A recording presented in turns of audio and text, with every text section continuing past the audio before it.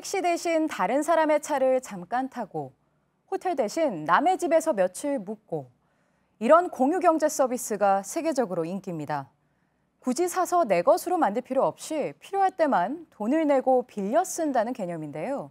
비싼 자가용 비행기, 또 옆집 아이가 쓰던 장난감까지 그 대상도 다양해졌습니다. 오늘 일요 플러스에선 진화하는 공유 경제를 송우영 기자가 살펴봤습니다.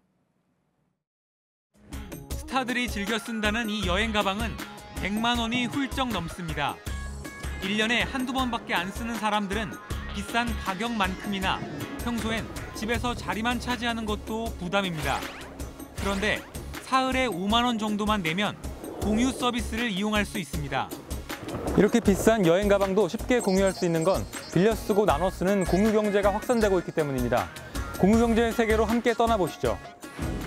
한 대에 7천만 원씩 하는 수입차도 이렇게 근처 주차장에서 바로 빌려 탈 수 있습니다. 아직 국내에서 정식 판매하지 않는 유명한 해외 전기차도 곧 공유 서비스로 이용할 수 있습니다.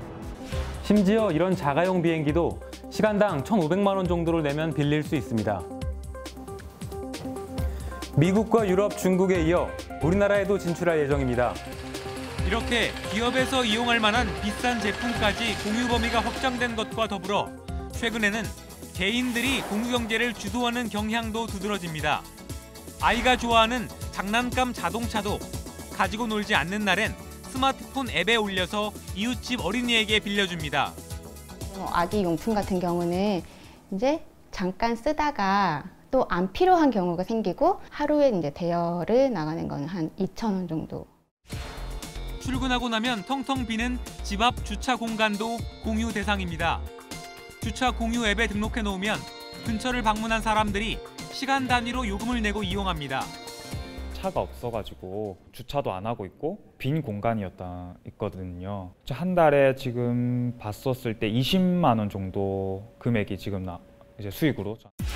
출퇴근할 때 동선이 비슷한 다른 사람의 차를 함께 타기도 합니다. 퇴근 시간인 오후 6시 서울 신촌 기차역에서 JTBC가 있는 상암동까지 카풀 앱을 이용해봤습니다. 택시 요금보다 30%가 쌉니다. 운전자도 목적지까지 가는 길에 덤으로 수입을 올릴 수 있습니다. 회사가 홍대구, 집이 강남 쪽인데 그래서 퇴근길에 태우는데 그때마다 다른데요. 일주일에 보통 10만 원 정도 벌고. 하지만 기존 업계와 이해관계가 충돌하거나 관련 법규가 제대로 갖춰져 있지 않아 문제가 발생하기도 합니다. 개인용 차로 승객을 태우는 우버는 현재 미국을 비롯한 세계 곳곳에서 생존권을 뺏지 말라는 기존 택시 업계와 심각한 마찰을 빚고 있습니다. 우리나라에서는 아예 불법이라 2013년 들어왔다가 바로 서비스가 중단됐습니다. 개인의 집을 여행객과 공유하는 에어비앤비는 우리나라에선 관련법이 없어 불법 논란이 끊이지 않고 있습니다. 대부분 외국인 대상 도시 민박업이나 한옥 체험업 등으로 우회 등록하고 있는데 정부는 공유 민박업이란 새로운 개념을 도입해 제도를 정비하려고 합니다. 초기 단계인 우리나라의 공유 서비스 시장이 점차 커지고 있어 앞으로 기존 업계와 마찰이 생기는 일이 많아질 것으로 보입니다. 하지만 전문가들은 불필요한 소비를 줄이고 새로운 시장을 개척하는 등 긍정적인 효과가 더 크다고 분석합니다. 공유 경제는 물건을 나눠 쓰는 데 그치지 않습니다.